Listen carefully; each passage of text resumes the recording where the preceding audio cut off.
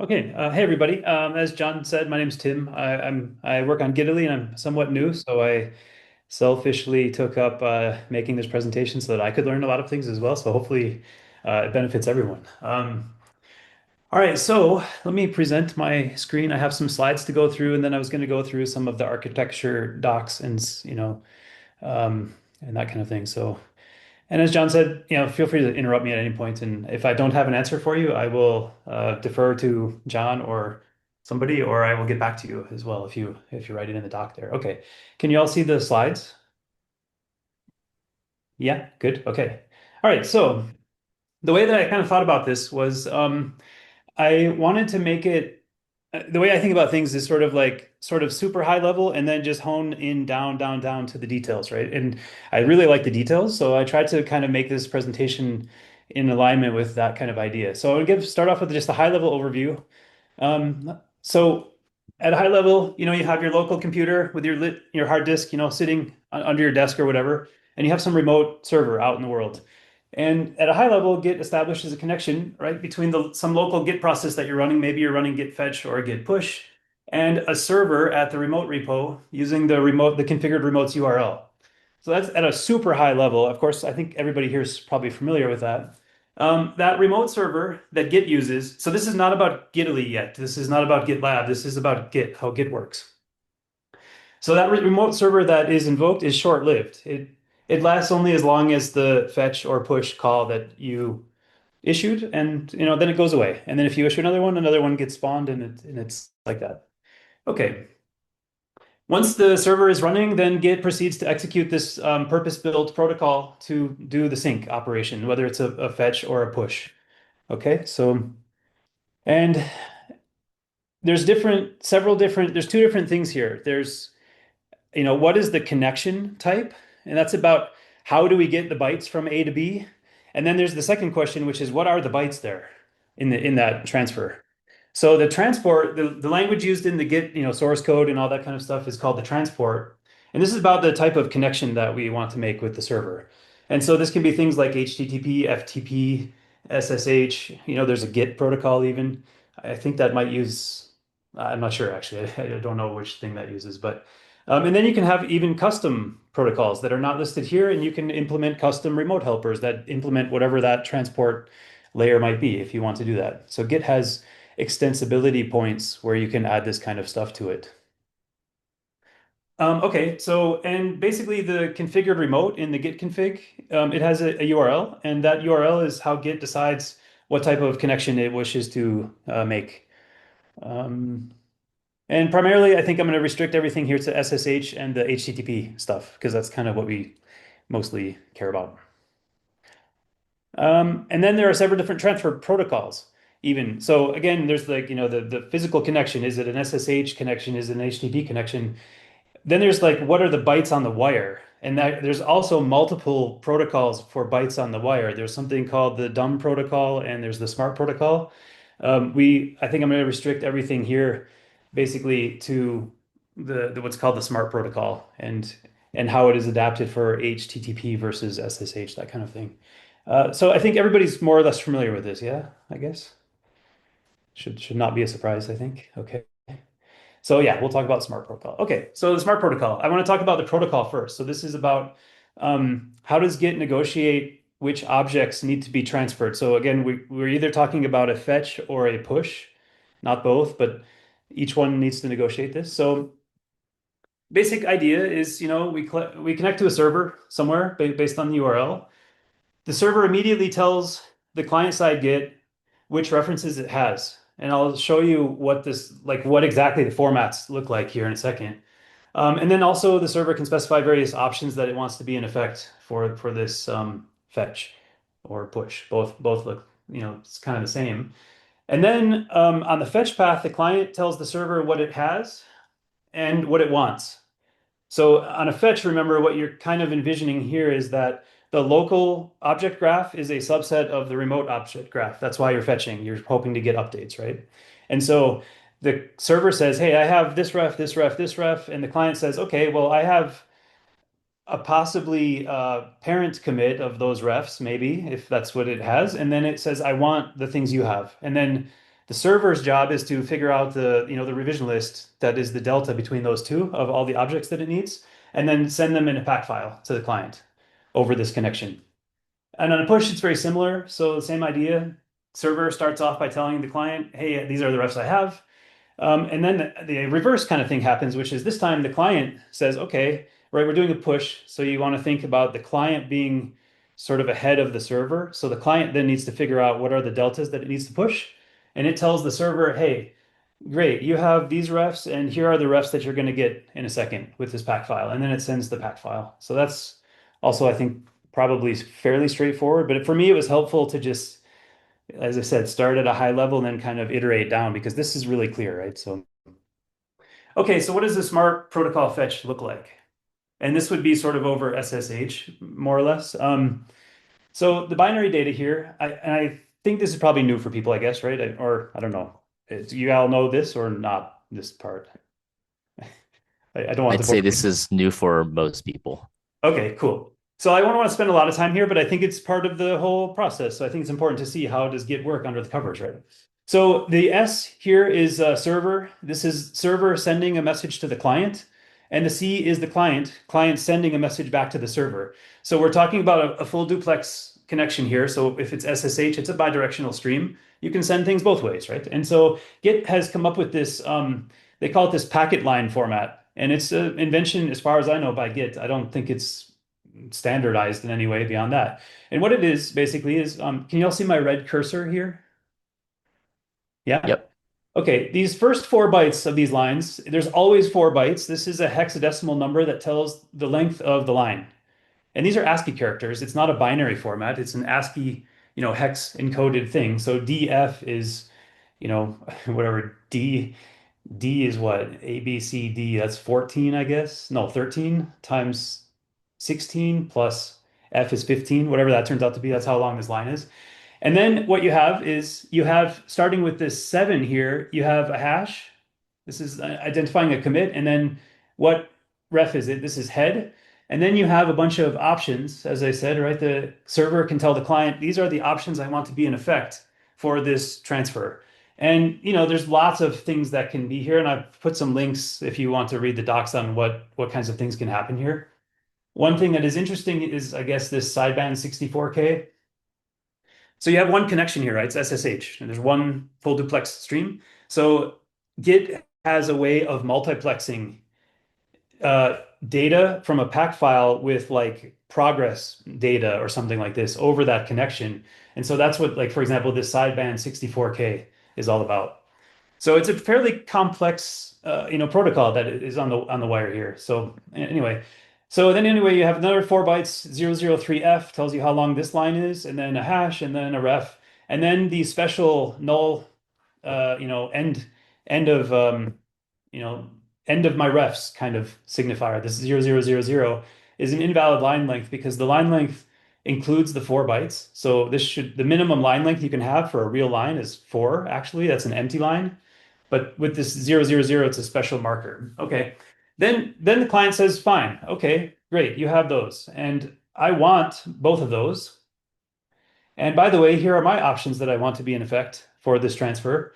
And what the client says in the want line here must have appeared in the previous server's announced refs. In other words, the client can't just make up something and say, I want 1, 2, 3, 4 if the server didn't tell the client that it has 1, 2, 3, 4. That would be an invalid transaction. And then what happens is the client, this is the haves and the wants, right? It says, I want those two, fine. And the client says, and by the way, I have all of these commits. And you might see lots of things here. It'll just tell the server, these are all the commits I have. And then the client tells the server, I'm done telling you what I have and what I want. That's what the 0000 tells the server. And then the server starts sending things back. And these ACK and NACK, these are about the server telling the client that it has found a common ancestor and it can compute the deltas, basically. And to be completely transparent, that's fairly complicated. I don't fully understand what all these ACKs and NACKs, like when you might see a NACK versus NACK and what exactly it means. I tried to read the documentation, but it's a little confusing, but the gist of it is that the server is trying to tell the client, hey, I have found where we intersect in the object graph, and I will send you a pack file from that point, basically. So, and then the pack file data comes, and that's just a raw pack file format. If you are familiar with that format, it's just the bytes of that file, basically. So that's pretty cool. Any questions about this?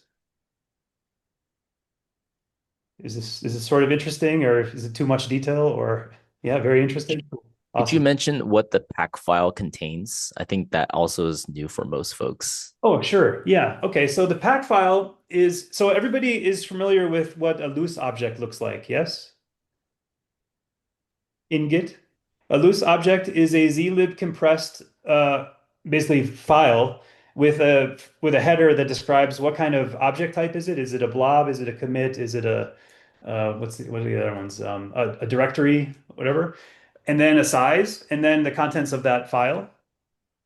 A pack file is a binary file format that is essentially, it's got a header, it's got a well-defined a binary header on the pack file that tells, like, for example, how many objects are following in this pack file.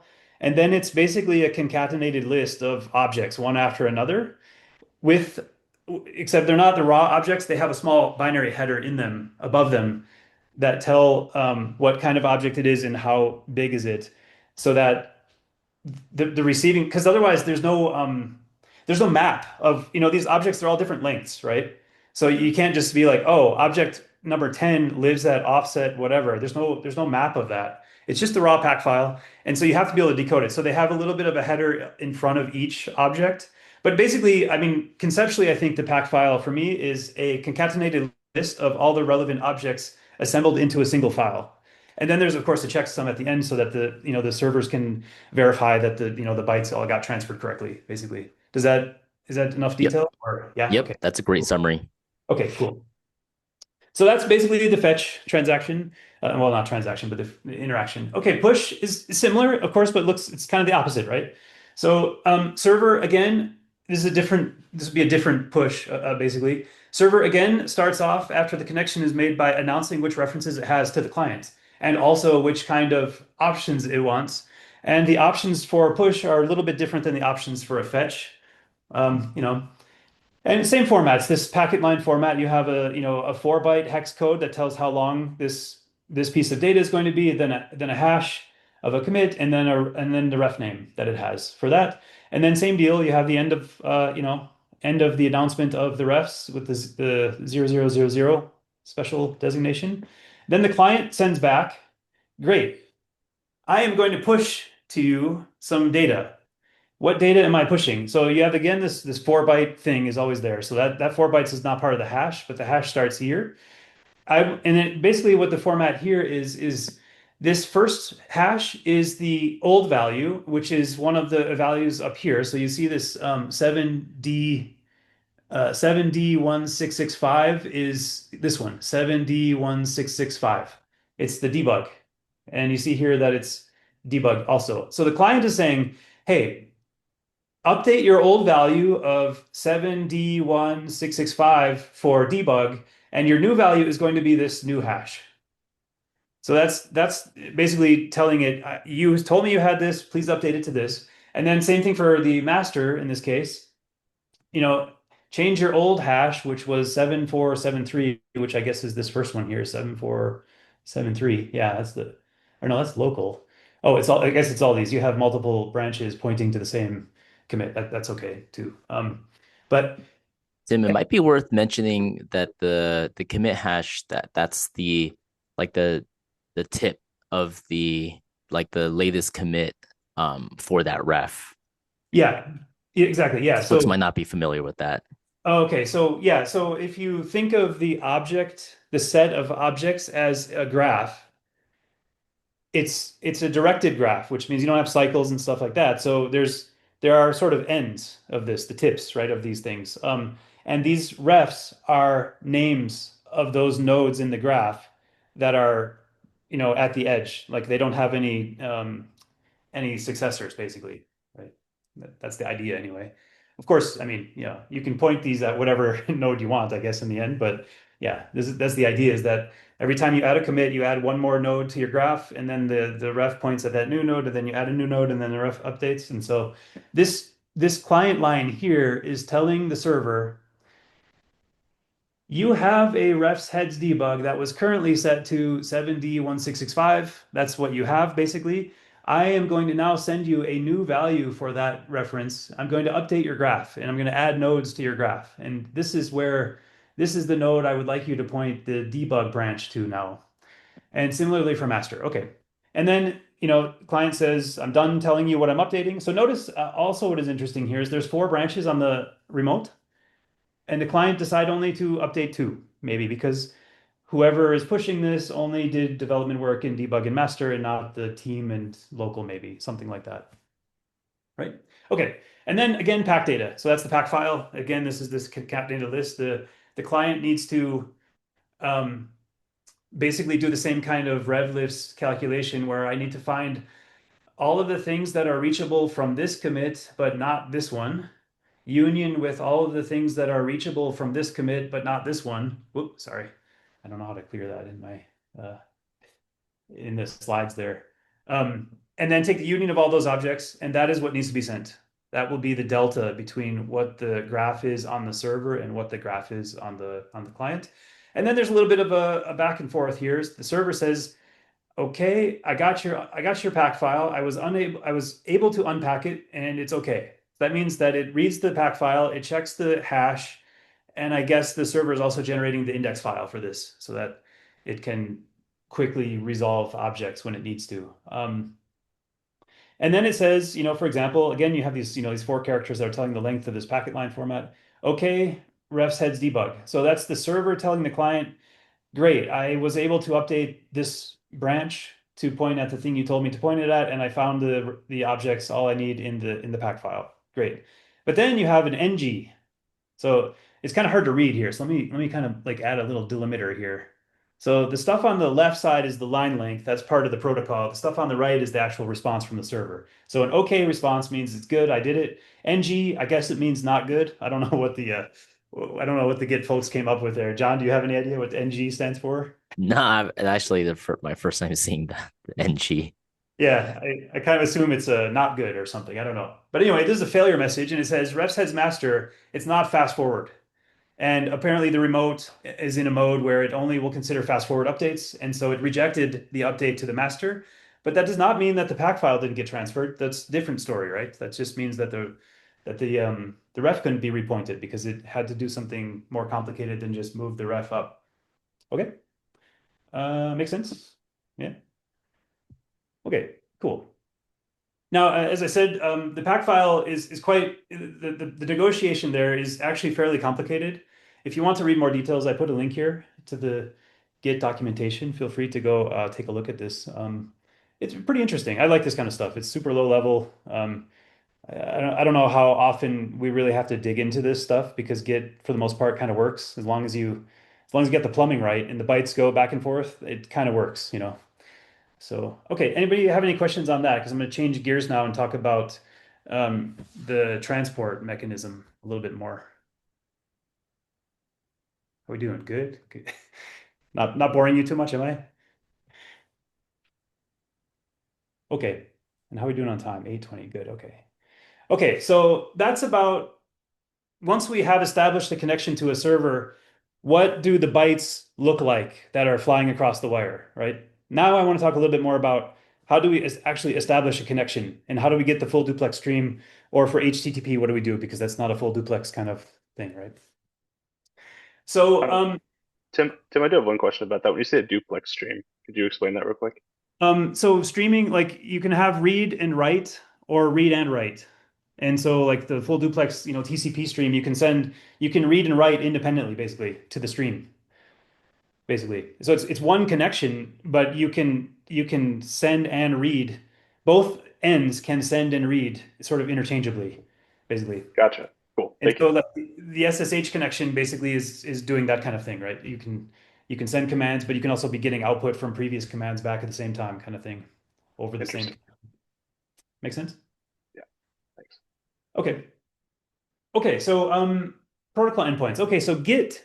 So again, I'm not talking about Gitly yet or GitLab or anything. I'm talking about just the low level details about how Git works. Git comes with a couple of helper programs. So on the client, when you issue git fetch, the command, you enter this other command called fetchpack, and that's on the client side.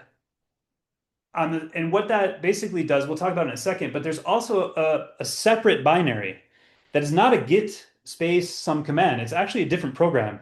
The program name is git upload pack. That thing is the server for the fetch side of things. And on the push, when you enter git push on the command line, you end up in a command called send pack because you're sending a pack file. And the server uses a program called git receive pack that also comes with Git. So these are separate binaries from Git. They're separate deals. Like it's not Git something. It's its own binary. It might as well this thing could be called, I don't know, handle the push or something like that. It's not a Git program. It's a standalone server that gets spawned during this communication. Okay, so now that we have that, those endpoints are the endpoints that speak this smart protocol for SSH. And they're used also for the HTTP, as we'll see in a minute. Okay, so let's kind of run through what this looks like. So I kind of tried to illustrate this with a little bit of a graphic. So, super simple. Okay, so local machine on the left, the orange guy, that's your laptop sitting on your desk with the hard drive inside of it, and you run git fetch from some repo. What happens? Git looks at the git config for the origin. The default name is origin. If you just run git fetch, the remote that is going to be defaulted to is the name origin, and that's typically the one that you have that you follow. You can say git fetch, my super duper remote, and then some branch name if you want to specify more stuff there. But if you just run git fetch, you're going to get origin, which is typically the thing you clone from, and it's all kind of works magically. And then it'll look at the URL and it'll go, oh, okay, I'm going to use SSH because the URL is git@gitlab.com/myrepo.git or something like that. And then when it sees that format in the URL, it knows, oh, that's an SSH connection. Okay. So first thing we do is the local fetch pack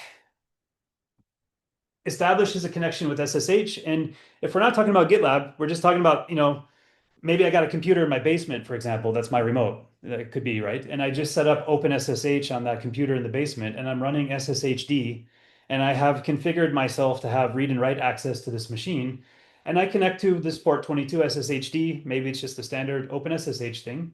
And what happens is basically the fetch pack side on the client essentially asks the SSH server to run the command git upload pack. So normally when you SSH to another machine, you get dumped into a shell, right? Well, why is that? Well, that's just basically because the SSHD is configured to drop you into a shell unless you run some other command. Like you can explicitly run a command on the command line when you connect, or if you don't, you get dropped into a shell by default, basically.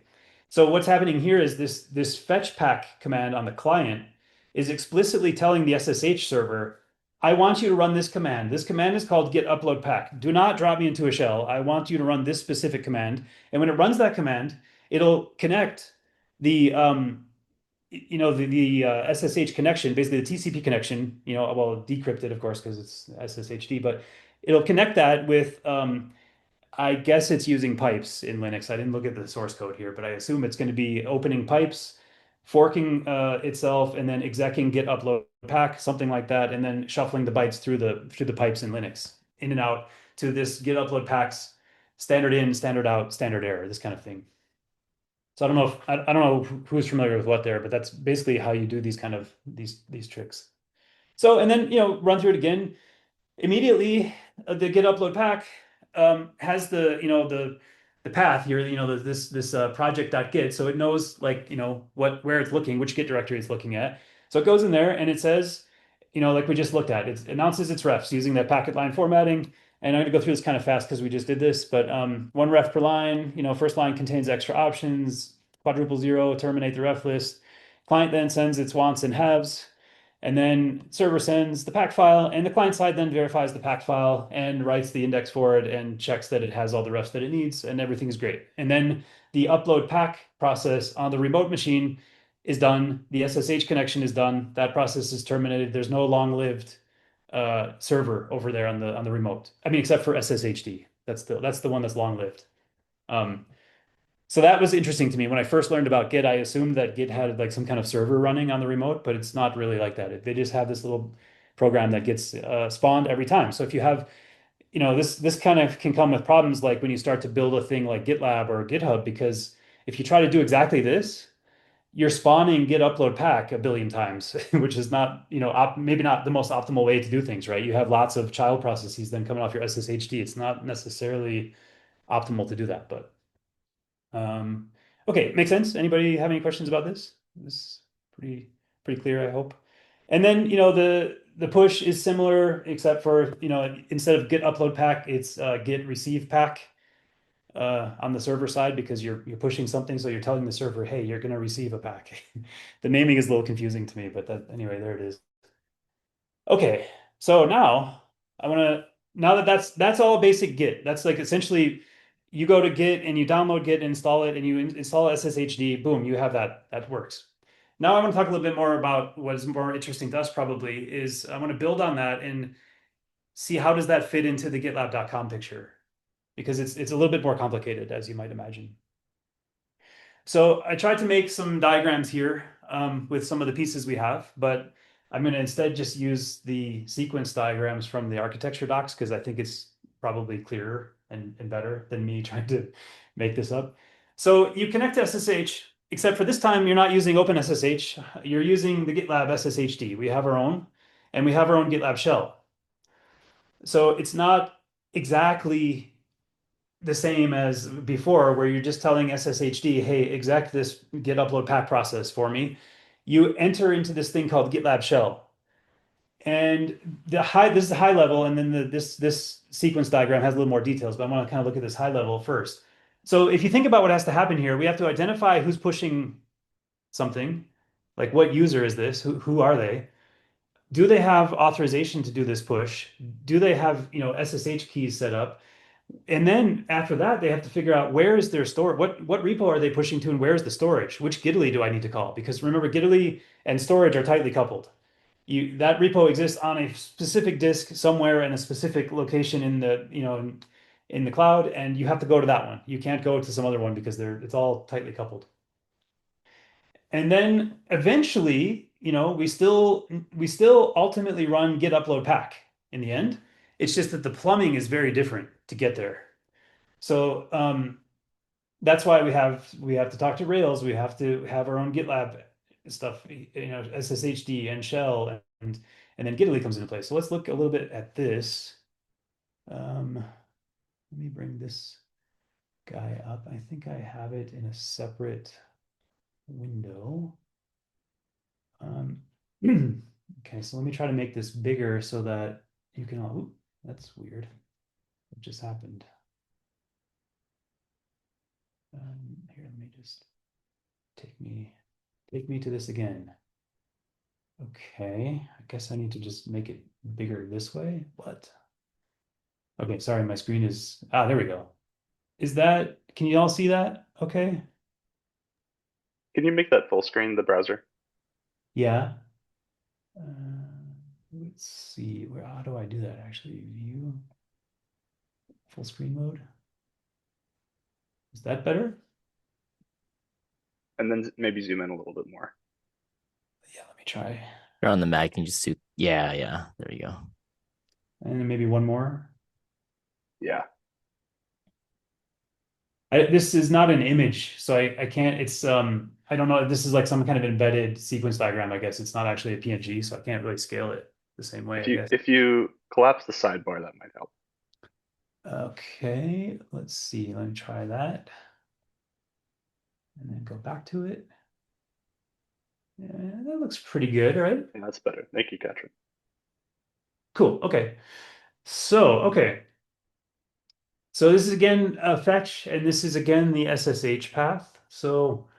Um, so you issue git fetch on your client machine here. So this guy here is the orange box in the previous diagram.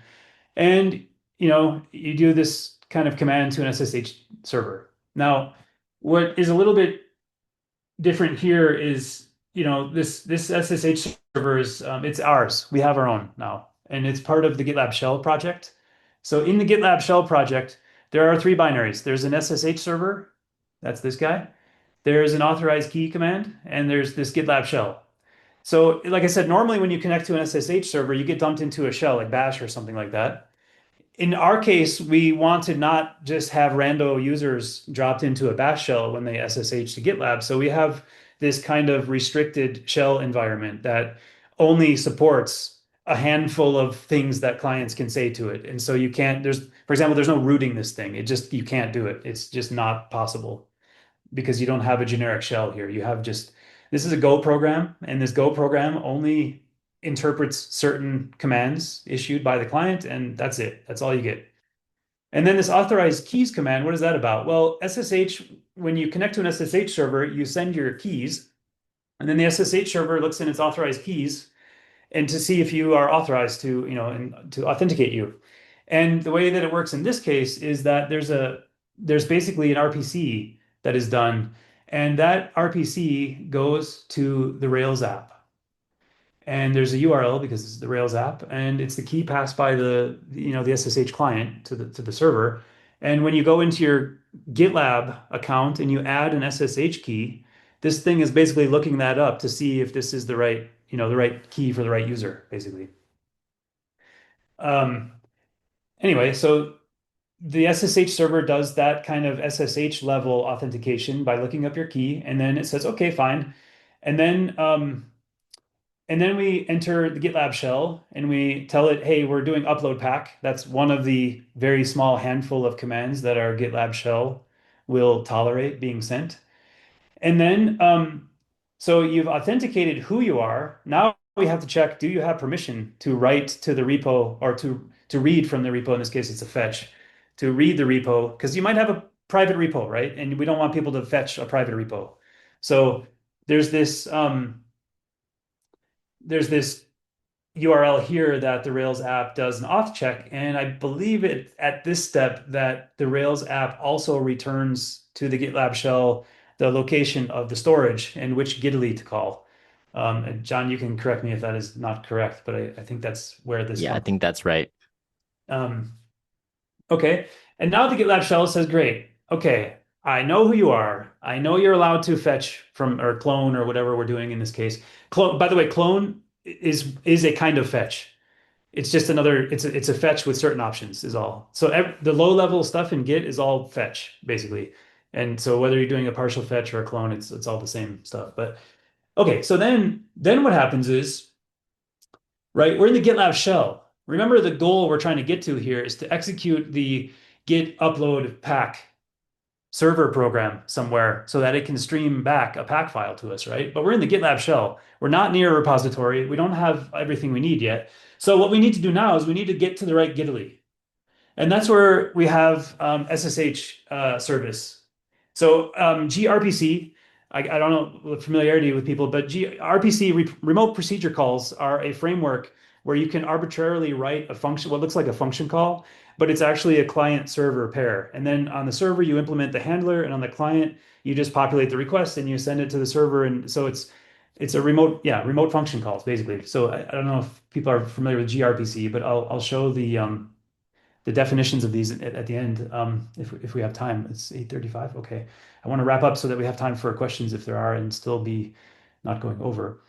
Um, so we make this RPC to Gitaly, and then Gitaly is a big wrapper around a Git process. So what Gitaly does is it actually forks and execs the Git upload pack as a child process. And it does so, and it connects the standard in, standard out, standard error to that process, the same way that like the SSHD would have done it via, pipes, I guess. I'm not sure about that in the Gitaly. I assume it's also pipes in Gitaly. If it's not, I don't. You correct me again, John, but I think it probably is. Yeah, I think it's just pipes. Yeah. Um, okay. Now, what is interesting here, right, is I want to like for understanding how this works. So normally gRPC, RPC stuff, you have a connection and it's like a TCP connection and you send a message, you get back a response. You send a message, you get back a response. here, this is a little bit out of date actually. Few months ago, there's an optimization put into the code base where we are using not just a straight gRPC channel, but we're using a multiplexing library underneath. The reason for that is pack files can be quite large, and if you're doing a full clone of something like, say, the Linux kernel or something like this, that's a very large pack file. It's gigabytes. And you don't want to have to chunk that into messages over gRPC because that gRPC messaging it comes with overhead, right? So what you'd rather do is you'd rather have a direct connection where you can just stream the bytes and whatever the MTU of the network is, that's your chunk, I guess. And you let the network handle it because the network, you're not going to be faster than the network, right? The gRPC stuff is a little bit slower and adds overhead. So what we did was what somebody did. And I was like sort of reading all this code. This is why I want to make this presentation because there's a lot of stuff I didn't know here. Um, you send a request, and then the multiplexing library. Oh, sorry.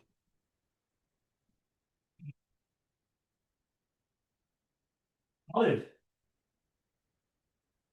Um, Sorry about that.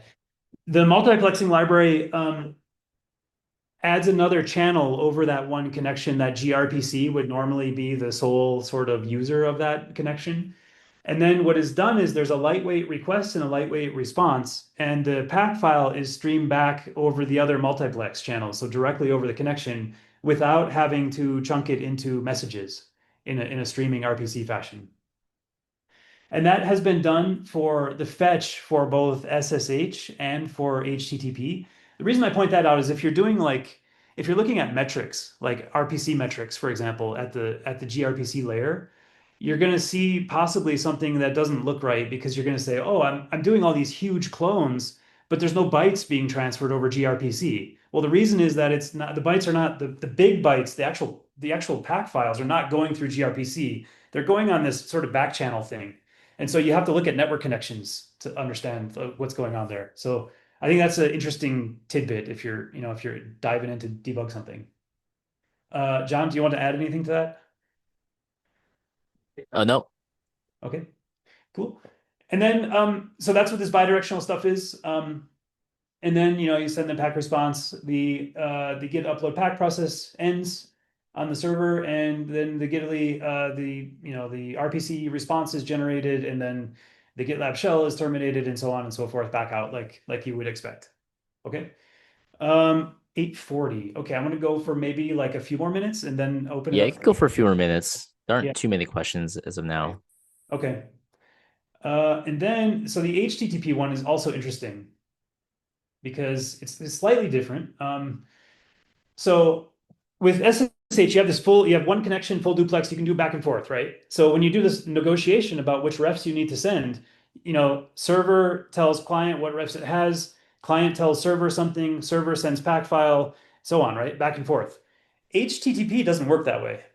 It's not a duplex, full duplex stream connection. It's a well-defined protocol. It's kind of message based. You issue a GET request with headers and maybe a payload or query parameters, and you get back a response. Okay. Or you issue a POST request and you get back a response. This idea of I can do back and forth. I mean, there's WebSockets and stuff like that, but for basic HTTP stuff, you don't have that, right? You have GET, put, whatever, delete, and POST, basically, right? And those are message-based kind of things. So what we have to do is we have to break up that negotiation into multiple HTTP round trips, essentially. So so remember what I said was that when the connection is first made in the SSH case, the server immediately responds with, "Here are my refs that I have." Okay, so that in the HTTP world, that is a GET. That first request is a GET, and you get this you issue this to this URL. And you have, I guess, a token, an access token for HTTP for HTTPS that identifies, the user um, uh, and then, you go through Nginx, which is just a vanilla HTTPD server. It's not specific to GitLab or anything. If you're not familiar with it, the other popular one here is Apache HTTPD, I guess, if that's, but Nginx is also popular. And then you hit our code here at the workhorse job. This is our HTTP sort of catch-all, I guess, if you will. if I understand it correctly, everything, all the HTTP requests ultimately flow through Workhorse, and Workhorse decides should it go to Rails? Is it a Rails request? Should it go to Gitaly? Is it a Gitaly request? That kind of thing. So there's some logic in there about this. So in this case, it forwards the get along to Rails, who does the auth check. And this, I'm not super familiar with the Rail, like how Rails is working, but I guess it's in the flow, so it's important to see. And then instead of the SSH service call to Gitaly, we have the Smart HTTP service. This is the gRPC for the HTTP path that we have for Gitaly. So you issue this RPC called info refs upload pack. This is essentially the client here. The client here is Workhorse. This is the client asking Gitaly, hey, give me the refs that you have. Whereas in the SSH case, if you remember, the connection is made and then boom, there's bytes being spewed right back. You don't have to ask for anything. It's just bam, you get it back. Here, because it's a little bit different because of the HTTP, you have to send a request. And the request then issues, like our old friend here, get upload pack, but with some special flags to tell it that you're operating in a mode that is going to require several round trips. That's what these flags do. So remember before, it's this full duplex connection. You get back and forth, everything can happen. Here you got to split it up because of the HTTP protocol. So you got to tell it, hey, I only want you to give me the refs. Please don't give me the pack file yet. There's going to be a follow-up request. And so then the refs come back, the refs come back, the refs come back in an HTTP response.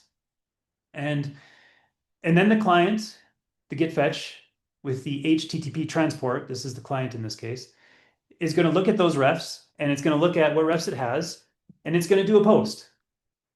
Now remember, a post, it can have data, right? So it's like we post a form, you have data in the payload for a post.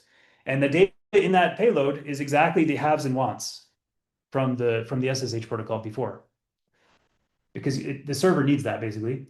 And okay, you do a post to this. Again, there's the auth check because it's a separate, HTTP is stateless. So it doesn't remember what you just did. It doesn't know who you are. You got to do the whole thing again. Um, and then, of course, you're back at the Smart HTTP service, post upload pack. And this is also different now. This is a little bit out of date. There's now I think it's called post upload pack side With side channel quick channel. Yeah. response or something like that. Yeah, with error or something. It has a longer name and it's with the side channel. So this is a little bit out of date. But anyway, it gives the idea.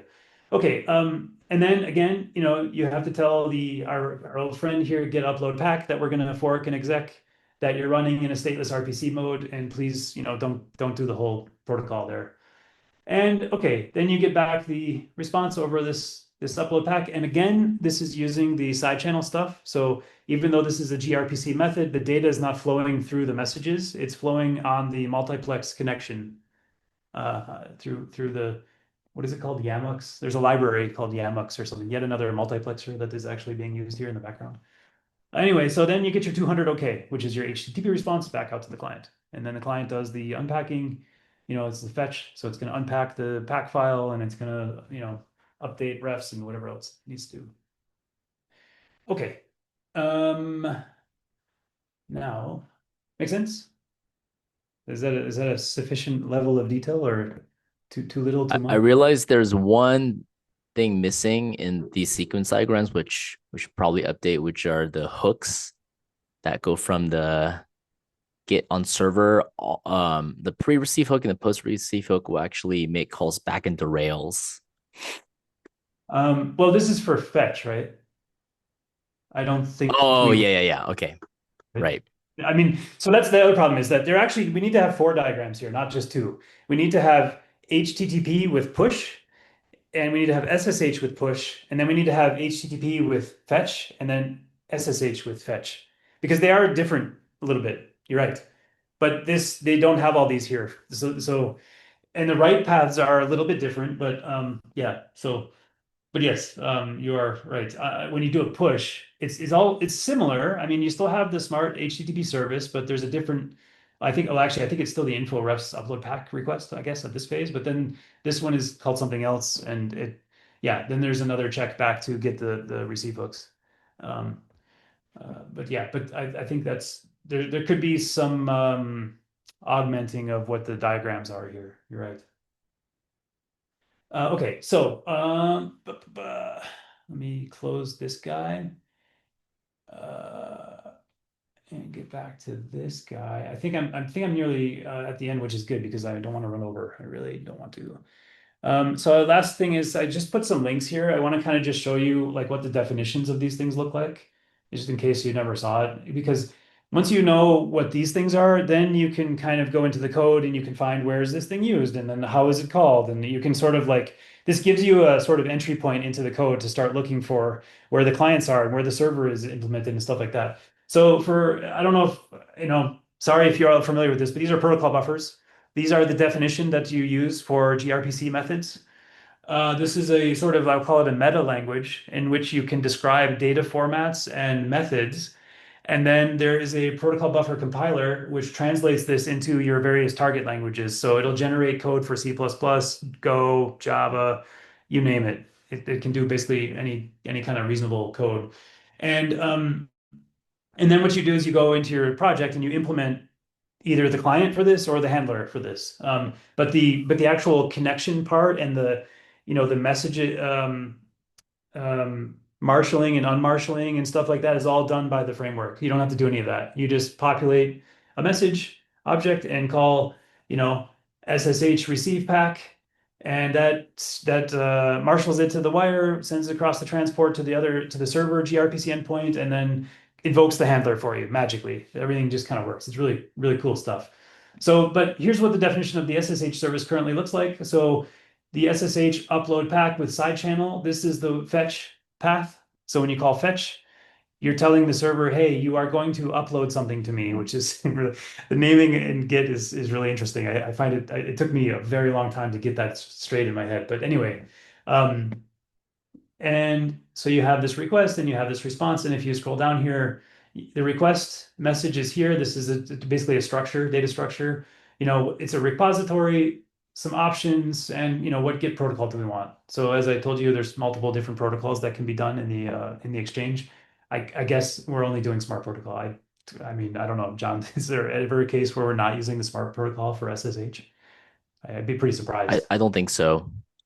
Yeah, but it's there. I mean, it's in the protocol itself. You can announce like what thing you want. So I guess you need to have it here probably for the side channel to know how to interpret the side channel. But anyway, and then you have some pack file negotiation statistics in the response. And again, I think it's interesting to point out here that the actual pack file and the actual ref negotiation is not in these messages because it's done in this multiplexed side channel over the connection that is being used to transport these messages.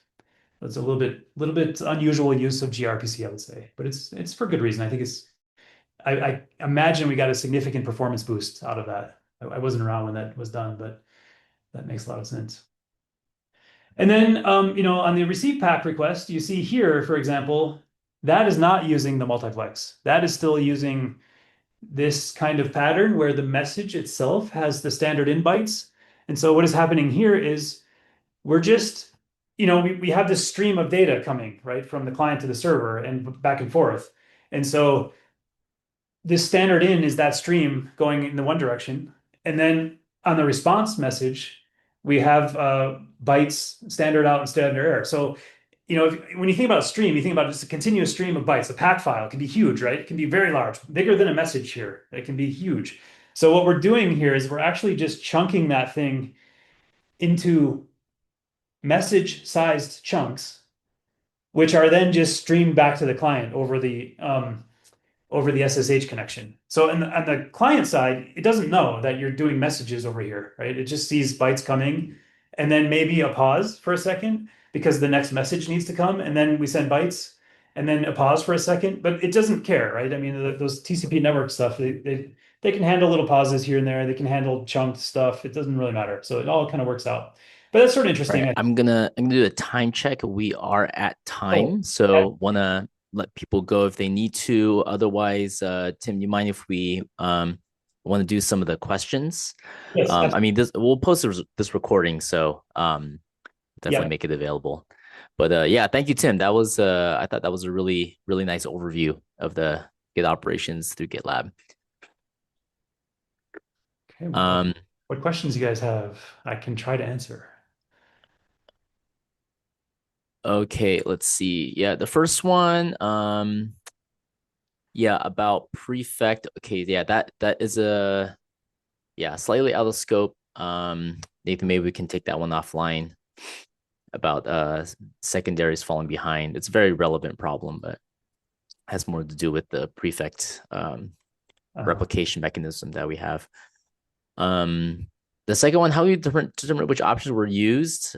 Nathan? I'm assuming you're referring to the client options that get passed to the server on like Correct. Yeah, that from was his example for like the all the options that can get passed from client to server.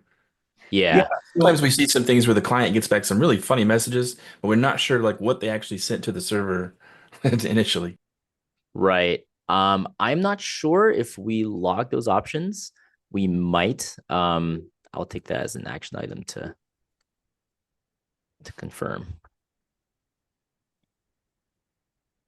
yeah, and also, where is the? Oh, I don't think I And have that. then the next two seem, well, next three seem kind of related.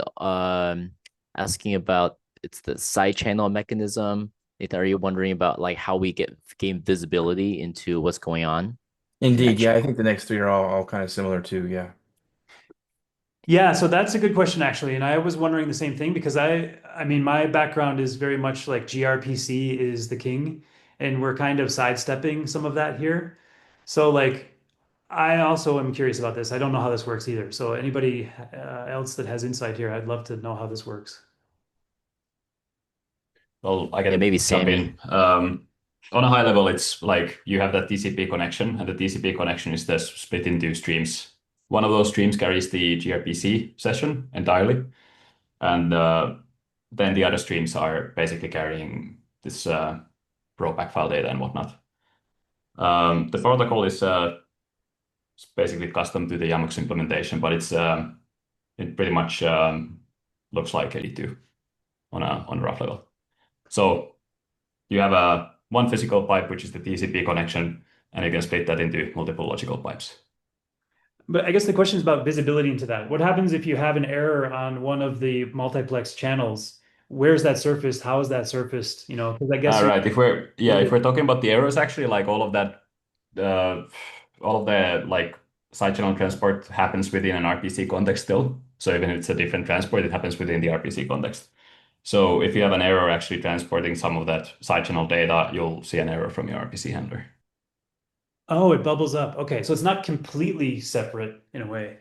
Now the RPC context is open for the duration of the side channel transport. It just Mhm. sidesteps the actual transportation of data over gRPC, but it happens within the RPC context still.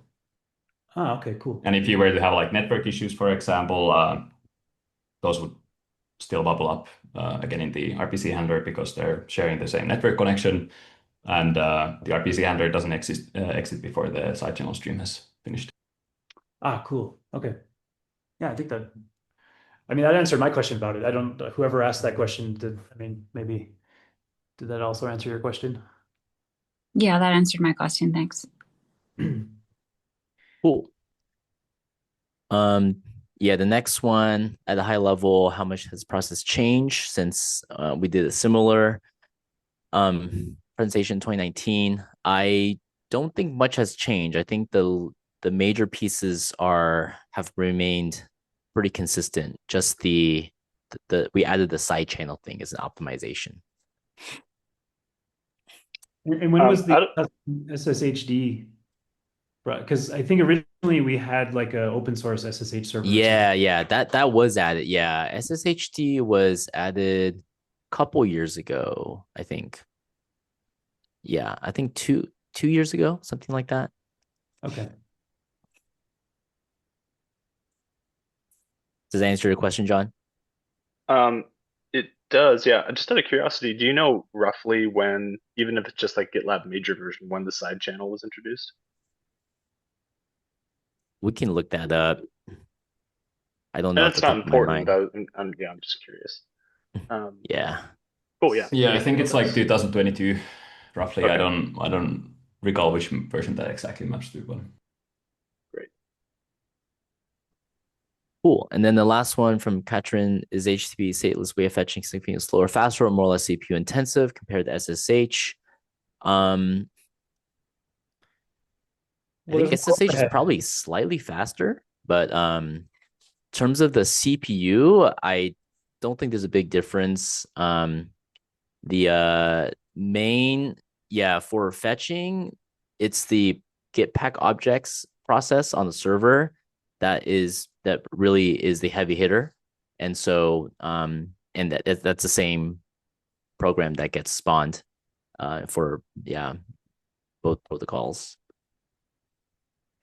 Yeah, one challenge with that I was thinking about was like because you have, in the context of trying to generate, transactional views of a repo, when you have an SSH connection, you basically have one connection that is alive for the whole duration of that thing, and you could conceivably wrap that in a transaction without too much trouble. The problem with I see with the HTTP that's different is that it requires two round trips of a stateless thing. So connecting those with like a transaction is a little bit tricky. So I guess, Sammy, how do we do that? I'm sort of curious about that. Different transactions, if there are different requests. So the read, when we announce the refs, we do it at some version, and then later on when we say what we want and have or whatever, it could be different. Yeah. Oh, wow, okay. Yeah. Cool. That about wraps it up. So wanted to let everyone go. We'll post a recording and send that out. But yeah, thank you so much, Tim, for that presentation. Hopefully that was helpful for everyone. Thanks, y'all. Yeah. Thanks, Tim. Yeah, thanks so much, Tim and John, for putting this together. Really appreciate it. Yeah, for sure. Yeah. Thanks everybody. Can we also get a copy of the slides? Those were really also very informative, Tim. I'd love to be able to look at those again. Sure, I can share them with